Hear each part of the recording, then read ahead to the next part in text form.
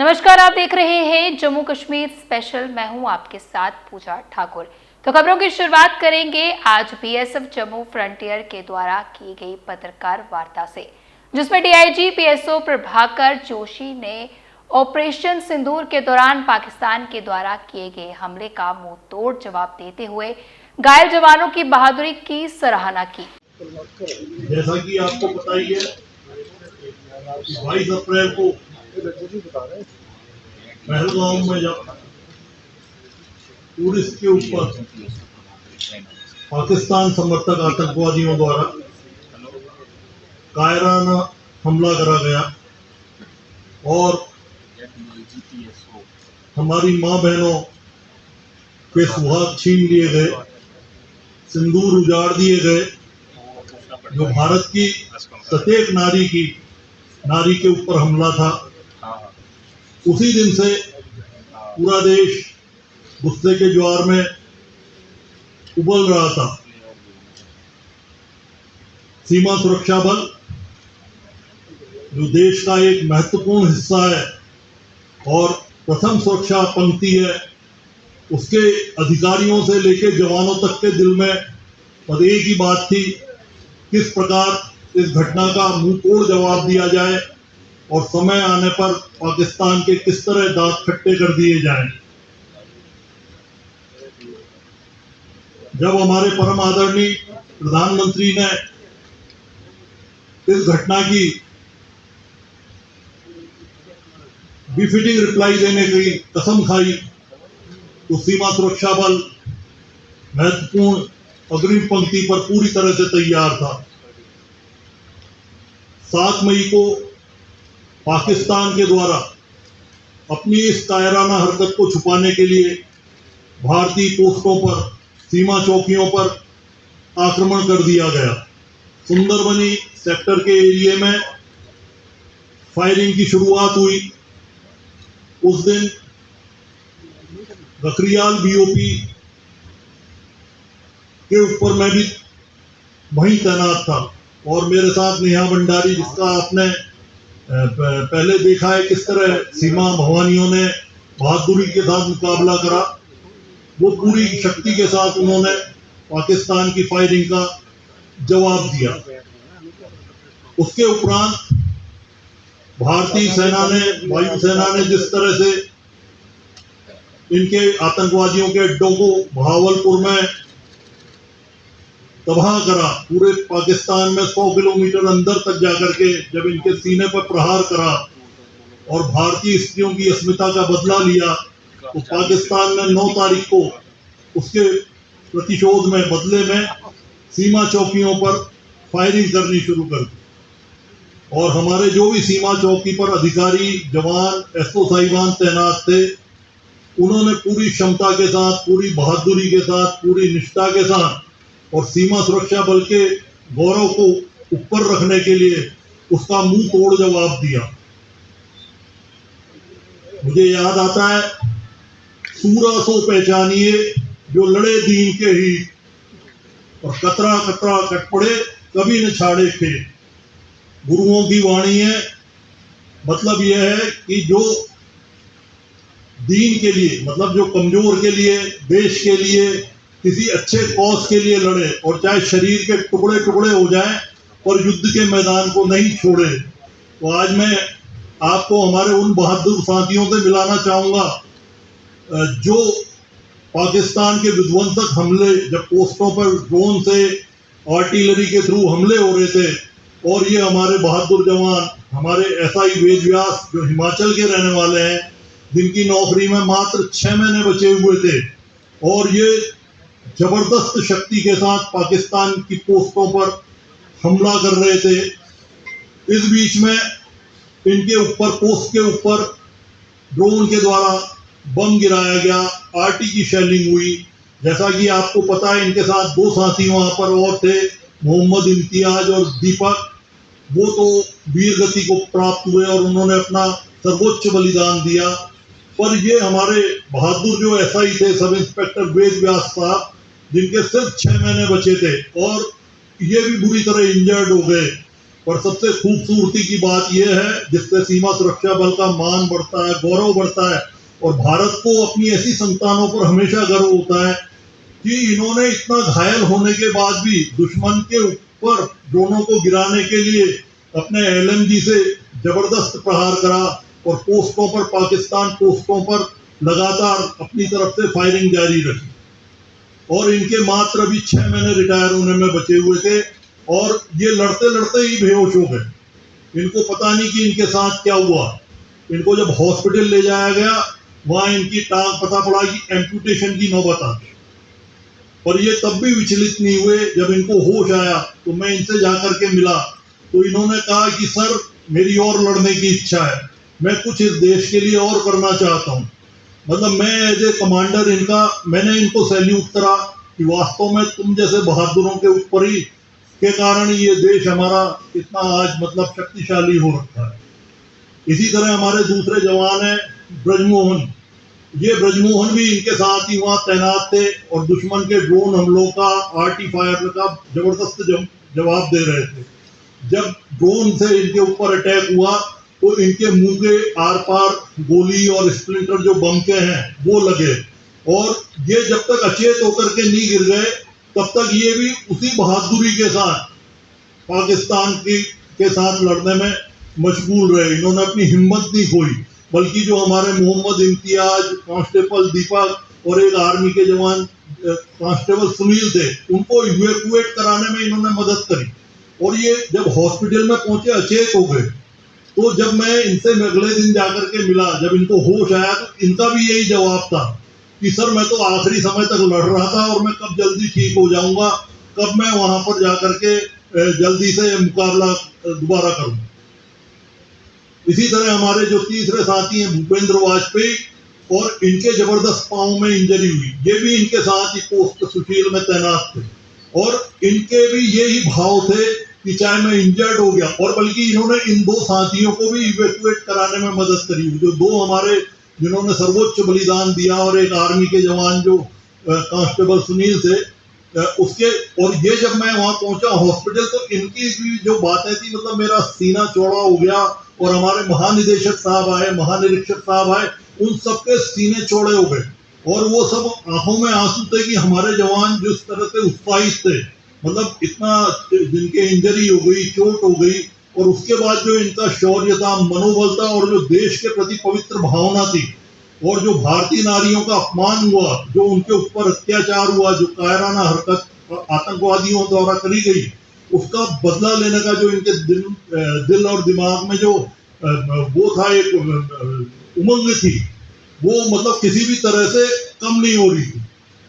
और ये जो हमारे ASI साहब हैं चौथे, जो 165 बटालियन में, ये एक मोर्चे में तैनात थे। पाकिस्तान की तरफ से रॉकेट लॉन्चर से, RT से, MMG से लगातार फायर हो रहा था पोस्ट के ऊपर, और ये मोर्चे पर लगातार तैनात होकर के उस फायरिंग का जबरदस्त मुकाबला कर रहे थे। और उस फायरिंग से RPG का गोला जब बंकर में आकर के इनके हिट हुआ तो वो कांच टूट करके गोला अंदर घुसा और अंदर जो इनके स्प्लिंटर आकर के शरीर में जगह जगह से इनको जख्म दिया।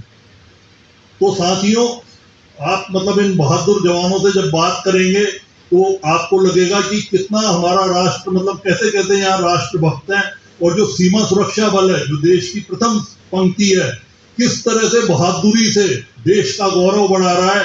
और पूरे देशवासियों के मन में ये भाव हमेशा बढ़ता है कि जब तक हमें कोई हमारे देश के ऊपर खराब नजरों से, बुरी नजरों से नहीं देख सकता, कोई हमारे यहाँ पे किसी भी तरह का आतंकवाद, किसी का भी कुदृष्टि को नहीं पड़ने दिया जाएगा। इसी पत्रकार वार्ता के दौरान खुद ऑपरेशन सिंदूर के दौरान घायल हुए BSF जवानों ने अपनी वीरता और पराक्रम की कहानी भी बयां की। सर, क्या सिचुएशन उस समय रही थी और किस तरह की सिचुएशन आप हमारे साथ शेयर करेंगे? सिचुएशन ऐसी मैडम, जो मैं देखा था इधर 7 तारीख और 8 तारीख को जो उन्होंने जो कायराना हरकत किए थे, जो मतलब जो पुंछ सेक्टर में है, राजौरी सेक्टर में है और सुंदरबन सेक्टर में, 7-8 तारीख को इधर मतलब ज़्यादा फायरिंग हो रहे थे। फिर हमें 8 तारीख को 9 तारीख को बताया मतलब आज मतलब इधर कुछ होने वाला। हमारा जो सीनियर कमांडर से उन्होंने बताया भाई आज मतलब कुछ इस बॉर्डर पे कुछ जो हमारे जम्मू का इस इलाका में उस समय मन में क्या चल रहा था जब आपकी ड्यूटी वहाँ पे तैनात की गई थी? आपने क्या सोचा था उस हमारे सिर्फ मन में यही था मैडम मारना है इनको, इतनी तरह से अच्छे तरह से मारना है इनको, मतलब दोबारा मतलब उठना ही पाए, दोबारा ऐसे गलती कर नहीं पाए इन लोगों ने। जो कश्मीर में जो 22 तारीख को उन्होंने जो खैरन हरकत किए थे उसकी मतलब हमें बहुत दुख था मैडम जी। हमने उसकी जो अच्छी तरह से कार्रवाई करके उनको दबाने को मतलब सोच रहे थे। अब आपको फिर से ऐसा मौका मिलता है तो आप क्या चाहेंगे? दोबारा लड़ेंगे मैडम, हम तो सोच रहे मतलब दोबारा कब ऐसे मौका मिले जी। तो उस समय क्या सिचुएशन रही थी? जिस तरह से वो लगातार हमला कर रहे थे तो हमारी सेना भी लगातार जो मुंह तोड़ जवाब दे रही थी। जवाब दे रहे थे मैडम, उनका फायर का जवाब फायर दे रहे थे। ऐसे कोई मतलब डर की माहौल ही नहीं था, मतलब ऐसा लग रहा था मतलब मारो दिल में मारो इनको। तो कोई डर का माहौल नहीं, कोई डर का माहौल ही नहीं था हमारा। तो आपके साथ आपके जो साथी थे जो जख्मी भी हुए हैं जी, क्या कहेंगे? आपने पूरा सपोर्ट जो है उस वक्त रखा उनके साथ? जब मतलब जो लड़का साथ में था वो भी मतलब थोड़ी सी जख्मी हुआ था ज़्यादा से, मतलब छोटे उंगली में चोट आया था। अब ये पता नहीं था मतलब चोट लगी हुई है मैंने, जो खून का जो बाद में थोड़ी सा गर्माइश, खून का गर्माइश हाथ में लगा उस टाइम पता चला, मतलब जब खून का गर्माइश देख पता चला मतलब चोट लगी हुई है। फिर हमें जो साथी थे उसी टाइम जज्बा सिर्फ उसमें लड़ाई के तरफ था कि जवाब देना है नापाक। जवाब देना उनको, मतलब मुंह तोड़ जवाब देना, उनका कमर तोड़ना है, यही मतलब दिल में यही थे। तो हमारे साथ एक और वीर जवान भूपेंद्र जी हैं, इनसे भी बात क्या कहना चाहेंगे? क्या सिचुएशन रही थी? और सबसे पहले आपके जज्बे को सलाम। मैडम वो ऑपरेशन सिंदूर के दौरान 9 मई 2025 को पाकिस्तान के रेंजर्स द्वारा हमारी बीओपी पर नापाक हरकत भारी मात्रा में सैलिंग, गोला बारूद और अपने गनों से फायर कर रहे थे। उस टाइम में बीओपी में ही तैनात था मोर्चे में। उनके फायरिंग का मुंह तोड़ जवाब देते हुए, उनके फायर को नष्ट करते हुए, उनके द्वारा डाले हुए फायर से ज़्यादा फायर उनके ऊपर करते हुए उनके बीओपी में जो सामने देखने को आया आग लग गई। जो हमारे सामने उनकी बीओपी थी उस पर आग लग गई, जिसका देखा भी होगा आप लोगों ने। ये उसके बाद फिर हम लोग पूरी रात फायर करते रहे। फिर सुबह करीब 5:15 पर पाकिस्तान की तरफ से ड्रोन आया, वो हमारी बीओपी के ऊपर मंडरा रहा था। उसकी आवाज़ हमारे कान में पड़ी।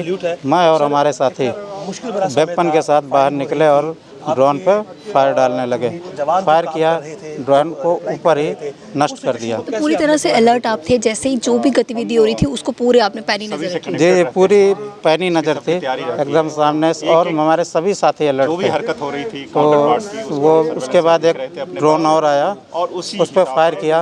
वो उसके बाद हमारे पास आके बिल्कुल एकदम नज़दीक में एक गोला आके गिरा, जिससे हमारे को थोड़ी चोट लग गई, इंजरी हो गया। तो लेकिन हमने फायर ट्रिगर से उंगली नहीं हटाई, ड्रोन के ऊपर फायर करते रहे और ड्रोन को नष्ट किया। शरीर जख्मी था लेकिन फिर भी लड़ने का जज्बा बरकरार था। जी मैम, हमारा तो वही है, आखिरी दुश्मन तक और आखिरी सांस तक मोर्चा को नहीं छोड़ेंगे।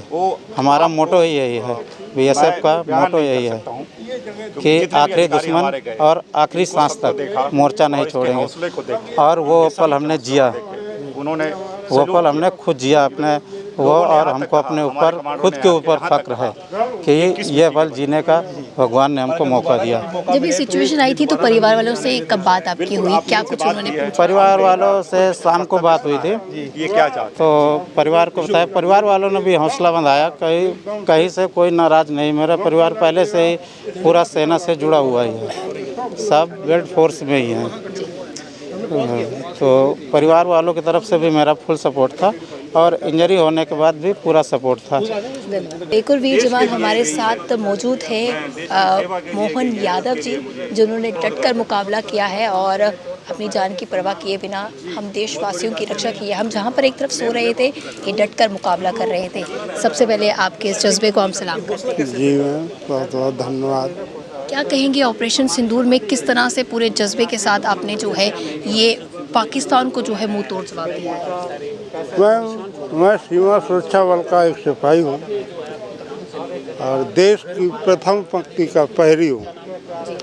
मेरी ट्रेनिंग की सिखलाई है कि दुश्मन चाहे सामने वाला हो चाहे सामने वाला देश हो, दुश्मन तो दुश्मन है। मेरा काम है उसको बर्बाद करना। अगर वो मेरे पे उंगली उठाएगा तो मैं उसकी बाजू काट दूंगा, उसको ऐसा नहीं रखूंगा कि दोबारा वो उंगली कर दे।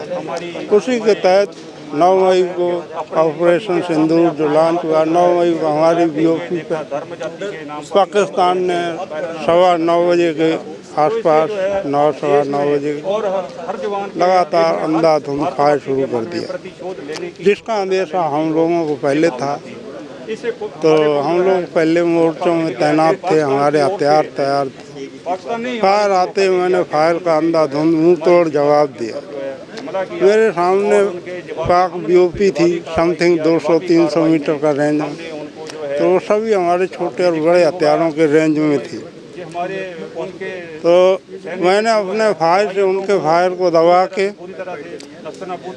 9 सवा 9 बजे फायर शुरू करते करते रात के 1 बजे हमने जो मेरे सामने की BOP और BOP के पीछे जो उनके ऑप्टिकल थे उनको मैंने ध्वस्त कर दिया। यानी कि 1 से 1:30-2 बजे के बाद उस BOP से कोई फायर नहीं आया, क्योंकि वहाँ कोई फायर करने के लिए बचा ही नहीं, सब कुछ ख़त्म कर दिया। लास्ट में आग लगा दी। उसके बाद इन्होंने क्या किया, पीछे से ड्रोन और RT फायर शुरू कर दिया। RT फायर शुरू पाकिस्तान से, RT फायर और ड्रोन। तो हम लोगों ने मोर्चों से निकल के ड्रोन पे अटैक फायर किया। तो हमारे जो मीडियम हथियार थे उनको एयर रोल में लगाया, LMG जो लाइट मशीन गन होती हैं और पर्सनल वेपन से मैं ड्रोन पे फायर किए, जिससे कई ड्रोन हमने गिरा लिए। उसी में से एक ड्रोन गिरा तो लिया, और उसके अंदर बम था और वो बिल्कुल सटीक था। हम लोग जहाँ से फायर कर रहे थे बिल्कुल हम लोगों के नज़दीक गिर गया। गिरने से बम ब्लास्ट हुआ, जिसमें हमारे 3 साथी शहीद हो गए, बाकी हम 4-5 लोग थे जख्मी हो गए। आप भी जिस तरह से जख्मी हुए, आपके क्या सिचुएशन रही उस वक्त? मैं जख्मी था, पर मेरे को पता नहीं था कि मैं जख्मी हूँ, क्योंकि मेरा मुंह जख्मी था, मेरे हाथ पैर स्वस्थ थे। और जब मैंने देखा मेरे साथी जख्मी हो गए, मेरे साथी शहीद हो गए, तो जोश और गुस्सा डबल हो गया। तो मेरे पास जो गन थी और जो मेरे बच्चे साथी थे, तो मैं वहाँ एज एक छोटे कमांडर के रूप में थे। मैं बोला इतना फायर कर दो कि पाकिस्तान की नस्लें याद करें। मैंने जबरदस्त फायर किया उस टाइम, जो पीछे के जो उनके पॉइंट थे उनको बर्बाद तक कर दिया। उसके बाद धीरे धीरे ब्लड बहने की वजह से हल्की सी उत्तेजना आ गई, तो मैं बैठ गया। तो तब तक मेरे अधिकारी और साथी पहुंच गए, तो उन्होंने फटाफट एम्बुलेंस का इंतजाम करके मेरे को 166 MH में पहुंचाया, जहां बहुत ही अच्छे, और मैं 166 MH को भी धन्यवाद बोलना चाहूँगा, जिन्होंने बहुत अच्छा ट्रीटमेंट करते, बहुत समय रहते हमको बहुत स्वस्थ किया। आज मैं फिट हूँ और मैं दोबारा बॉर्डर पर जाने के लिए तैयार हूँ, और मैं फिर ऑपरेशन सिंदूर में भाग लूँगा।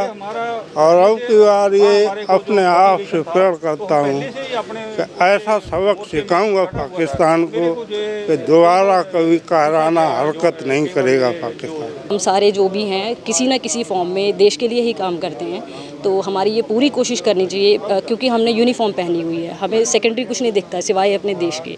तो हमारी फैमिली हमारे साथ चलती है, बट एक टाइम ऐसा आता है जब हम उसको भी सेकंड लिस्ट में डाल देते हैं। तो प्रायोरिटी हमारे लिए हमारा देश और उसकी सुरक्षा, और उस देश में रहने वाले लोगों की सुरक्षा जो है वो बन जाती है। तो एक और वीर जवान व्यासदेव जी हमारे साथ जुड़े हैं, जिन्होंने आतंकी हमले में अपनी एक टांग खो दी है, लेकिन हौसला और जज्बा जो है वो पूरी तरह से बरकरार है। सबसे पहले आपके इस जज्बे को हम सलाम करते हैं। आज हम सो पा रहे हैं, कुछ भी त्यौहार सेलिब्रेट कर पा रहे हैं, वो आप जैसे वीर जवानों की वजह से कर पा रहे हैं। मैम, हमारा उद्देश्य जो हमारा उद्देश्य यही है कि देशवासियों को सुरक्षित करना, सीमा को, देश की सीमा को सुरक्षित करना, उसके लिए चाहे हमें अपने हमारे को अपना बलिदान ही क्यों ना करना पड़े, तो उसके लिए हम हर वक्त जो है तैयार रहते हैं हम उसके लिए। सर, क्या सिचुएशन उस समय रही थी, किस तरह से जो है मुंह तोड़ जवाब देते आप ये भी सुन नहीं रहे कि मेरी टांग भी जो है जख्मी हुई है, फिर भी आप लगातार फाइट कर रहे थे?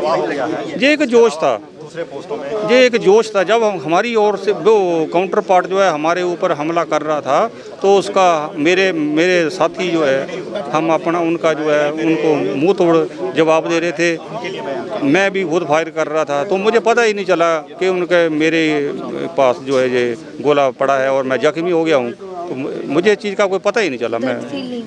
मुझे दर्द कोई फील नहीं हुआ, कोई पता नहीं चला, लेकिन मेरे साथियों ने देखा कि मैं लड़ते लड़ते जब बेहोश हो गया तो उन्होंने उठाकर मुझे हॉस्पिटल में इलाज के लिए भर्ती करवाया।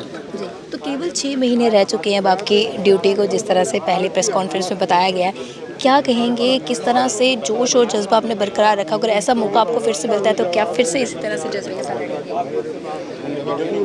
अभी मेरी ऑपरेशन में लड़ते लड़ते मेरी टांग थी जो घायल हो गई और मैं ऑपरेशन में घायल हो गया। बदला लेने की भावना तो अभी भी मेरे मन में है। अगर मेरे 6 महीने बचे हैं, मुझे इस दौरान मुझे मौका मिलता है तो भी मैं लड़ने के लिए तैयार हूँ। अगर इसके बाद भी मैं शब्द लेकर कहता हूँ कि यदि BSF को, देश को कभी भी मेरी ज़रूरत पड़ेगी तो मैं इस बदले का मुकाबला लेने के लिए मैं ज़रूर आऊँगा और प्रतिशोध लूँगा इस बदले का। देश के युवाओं के लिए क्या संदेश है आपकी तरफ से? उनमें भी इस जोश और जज्बे को लेकर जो है काफ़ी उत्सुकता है, और उनमें किस तरह से जोश और जज्बा बढ़ेगा? मैं देश के युवाओं को ये देखो, ये भारत माता सीमा की जो रक्षा है, जो देश के लिए लड़ना है, ये बहुत गौरव की बात है। ये मेरी टांग कट गई, मुझे इसका दुख नहीं है, ये बहुत शौर्य की बात है मेरे लिए। ये देश के लिए मैंने देश के लिए किया। तो मैं जवानों को, सभी को ये कहना चाहता हूँ कि इस प्रकार की घटनाओं से जो है कोई होता है तो डरना नहीं है, इन घटनाओं का सामना करना है और आगे बढ़ना है।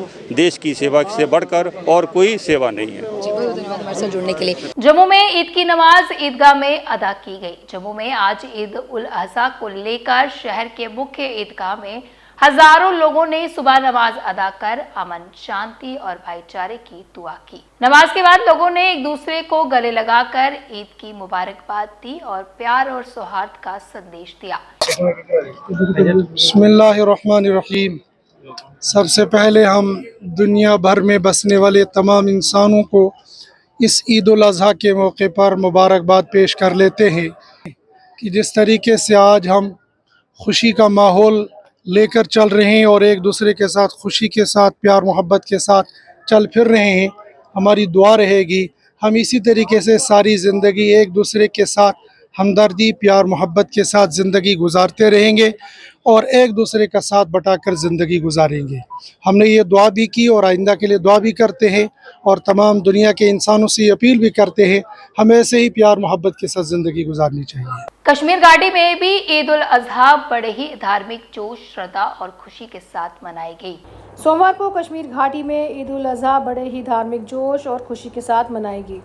दिन की शुरुआत विशेष ईद की नमाज से हुई, जिसे लोगों ने मस्जिदों, दरगाहों, खुले मैदानों में अदा की। नमाज के बाद लोगों ने एक दूसरे को गले लगाकर ईद मुबारक कहा और आपसी भाईचारे व अमन का संदेश दिया। हर जिले के प्रमुख ईदगाहों में हजारों लोगों ने एक साथ नमाज अदा की, जहां एकता और भक्ति का माहौल देखने को मिला। बच्चे नए नए रंग बिरंगे कपड़े पहनकर ईद की रौनक को और भी बढ़ा रहे थे।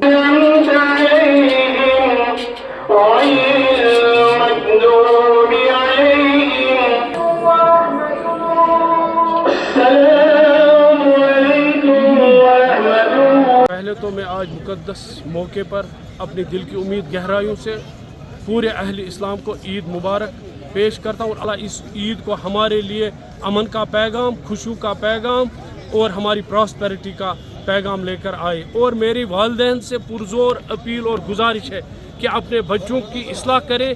इस मुकद्दस मौके पर उन्हें पटाखे वगैरह छोड़ने की फजूल खर्ची में मुब्तला न होने दें, क्योंकि फजूल खर्ची इस्लाम में शैतान का शेवा है।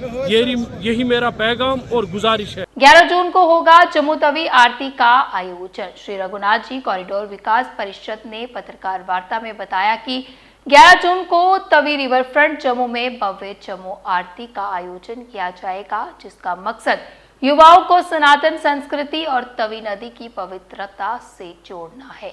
जैसा कि हम सब जानते हैं कि जम्मू कश्मीर में तीर्थ यात्राओं का महापर्व शुरू होने जा रहा है और उसकी शुरुआत ज्येष्ठ पूर्णिमा 11 जून से होने वाली है।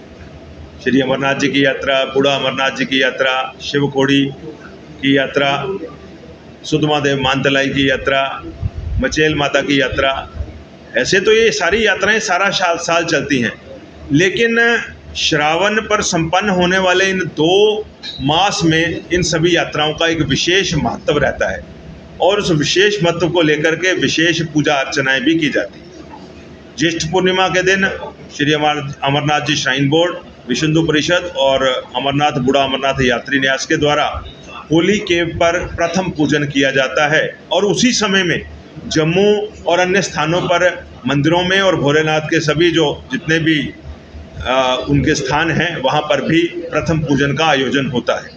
उसी को लेकर के कॉरिडोर विकास काउंसिल ने अपना कर्तव्य निर्वहन करते हुए उसी दिन तवी नदी पर आरती घाट पर एक महा आरती करवाने का निर्णय लिया है, ताकि इस साल की यात्रा जो है उसके बारे में प्रार्थना की जाए कि वो निर्विघ्न संपन्न हो और उसके साथ साथ ये पहलगाम में जो मुस्लिम आतंकवादियों के द्वारा हिंदू सैलानियों का विभत्स नरसंहार किया गया है, जिसकी पीड़ा से अभी तक हम उभर नहीं पाए हैं, उनकी आत्माओं को भी शांति के लिए श्रद्धांजलि दी जाए। श्री उद्माता त्रिसंध्या यात्रा 27 जून से होने जा रही है शुरू। श्री उद्माता त्रिसंध्या यात्रा प्रबंधन समिति ने आज पत्रकार वार्ता का आयोजन किया, जिसमें आगामी वार्षिक यात्रा कार्यक्रम की जानकारी साझा की गई। यात्रा के परिप्रेक्ष्य में बात करें तो यह यात्रा मूलतः दक्षिण तहसील डिस्ट्रिक्ट किश्तवाड़ में एक बहुत ही सुंदर, मनोरम और एक प्राकृतिक स्थान पर स्थापित है। यह यात्रा हर वर्ष की तरह इस वर्ष भी मूलतः धरालन नगरी कठुआ से प्रारंभ होगी। तो आज की जम्मू कश्मीर स्पेशल बुलेटिन में इतना ही, फिर मिलेंगे इसी समय। मुझे दीजिए इजाजत, नमस्कार।